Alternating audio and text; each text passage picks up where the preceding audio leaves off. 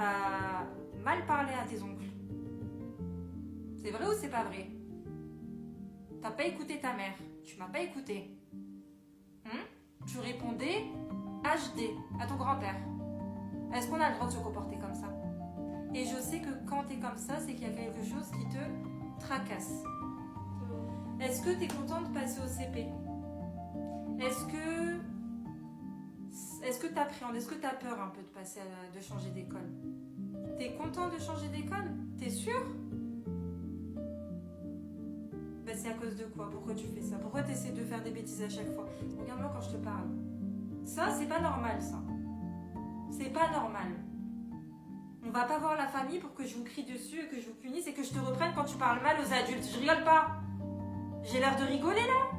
Est-ce que c'est drôle, ce que je suis en train de dire? Non. Tu arrêtes. Et après, quand t'arrives à la maison, bah t'es là, t'es tout calme et tout. Hein? Et quand je te dis on va parler, là, tu te tais, hein? Là, je t'entends plus râler. Est-ce que j'ai l'air de rire, là? Je rigole pas, là. Je suis en train de te parler sérieusement. Mais pourquoi tu rigoles? Il y a quoi de drôle, là? Dis-moi.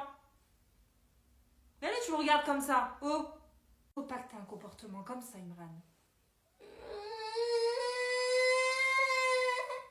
Bah oui, mais il faut que tu comprennes les choses, là.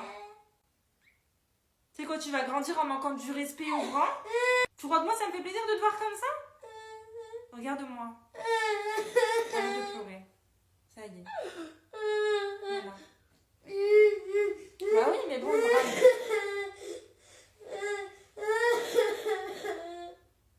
Tu crois que ton enfant t'écoute quand tu lui dis: «Regarde-moi quand je te parle». Non, il t'écoute pas, il survit et ça, c'est la vérité que beaucoup de parents ne veulent pas entendre.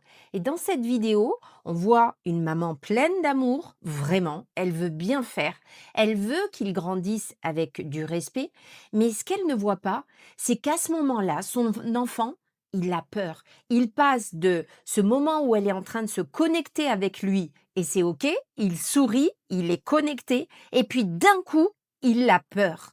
On sent que son visage se fiche et quand elle lui parle fort, quand elle répète «regarde-moi», eh bien son cerveau à ce moment-là de son enfant se fige. Il se met en mode survie. Il n'est plus en train d'apprendre là. Il est juste en train de se protéger. Et quand elle finit par lui dire «je t'aime même quand tu fais des bêtises», eh bien son système nerveux, lui, il n'a pas encore eu le temps de se calmer.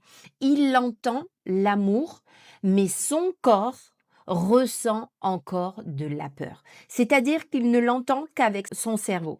Et c'est comme ça qu'on crée, sans le vouloir, des enfants qui se disent «Eh bien, si je veux être aimé, je dois être sage, je dois être parfait, je dois être calme».